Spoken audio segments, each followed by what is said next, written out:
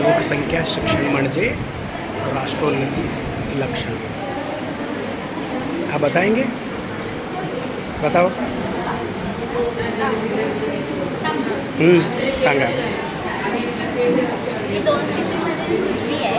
एक म्हणजे लोकसंख्या कमी असते आणि त्यामुळे काय होते इथे स्वच्छता राहते आणि जी पृथ्वी आहे ती हिरवीगार राहते. ही पृथ्वी अस्वच्छ आहे कारण इथे लोकसंख्या जास्त आहे. मग त्याच्यामुळे काय तोटे होतात किंवा दुष्परिणाम काय होतात तर गुन्हेगारीचे प्रमाण वाढते कारण पैसे कमी पडतात आणि मग त्यामुळे गुन्हेगारीचे प्रमाण वाढते. मग उपासमार होते कारण अन्नधान्याचा तुटवडा होतो.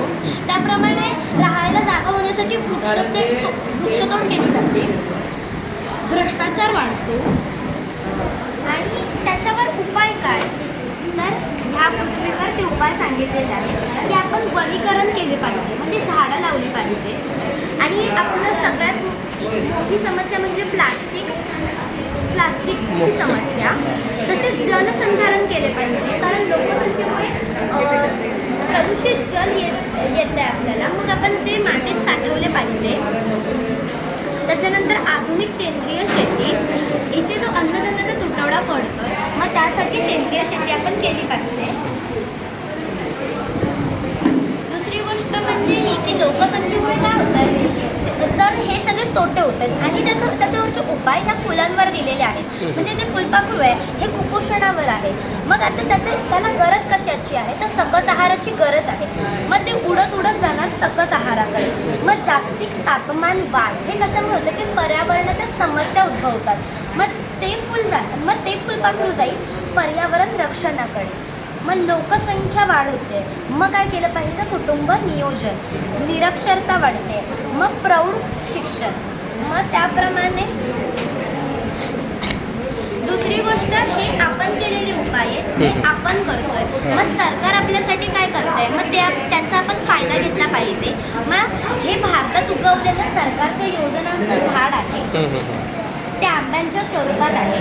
म्हणजे तर समजा आपण हा एक आंबा पडला तर मग त्याच्यावर महात्मा गांधी राष्ट्रीय ग्रामीण रोजगार हमी योजना. तसंच इथे सुद्धा आहे प्रधानमंत्री ग्रामीण आवास योजना. मस्त केलं, छान असं. आणि त्यानंतर दुसरं हे आहे की लोकसंख्येमुळे होणारे दुष्परिणाम आणि त्याच्यावरचे उपाय.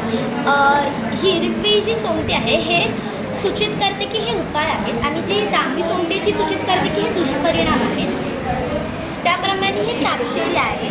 जर सापशिडीची सोंगटी जर 38 या क्रमांकावर गेली तर तिचा क्षयरोग हा साप खाऊन टाकेल. मग त्याच्यावर उपाय काय तर रोगप्रतिबंधक लस टोचू. मग आपण काय जर आपली सोंगटी 6वर गेली तर आपण इथे 32वर येणार. मग त्याप्रमाणे हा खेळ आहे. दुसरी गोष्ट जी म्हणजे स्त्री भ्रूण हत्येकडून महिला सक्षमीकरणाकडे. ही मुलीची पावलं आहेत. मग ही मुलीची पावलं काय इंडिकेट करतायत हे आपण आज बघूया की माझा अपमान करू नका आणि मला गर्भात असतानाच मारू नका. हा लोगो आहे. मग मी स्टार्ट करते जिजामातांपासून की त्यांनी काय केलं तर शिवबाराजांच्या मनात प्रेरणा निर्माण केली स्वराज्य घडवण्यासाठी आणि जे काही अत्याचार होत होते महिलांवर त्याविरुद्ध विरोध उठवण्याची आवाज उठवण्याची. त्याप्रमाणे सावित्रीबाई फुले की मी सुद्धा त्यांच्यामुळे तिथे उपस्थित आहे की त्यांनी शिक्षण आमच्यासाठी केलं त्या काळात. स्त्री शिक्षणासाठी त्या झटल्या त्यांच्या पतीच्या मदतीसह. त्यानंतर सगळ्या क्षेत्रात आपल्या महिला पुढे आहेत. मग त्याची काही उदाहरणं जसं की गायिका लता मंगेशकर, आपल्या करंट राष्ट्रपती द्रौपदी मुर्मू, धावपट्टू पी.टी. उषा, अंतराळवीर कल्पना चावला, लेखिका सुधा मूर्ती की ज्या ओनर आहेत इन्फोसिसच्या. त्यानंतर हिच्याबद्दल मला स्वतःला आवडते कारण तिने अपंग महिला असून ती पहिली महिला की जी अपंग होऊन तिने माउंट एव्हरेस्ट सर केला आणि तो यशस्वीपणे सर केला. खूप छान. थँक्यू.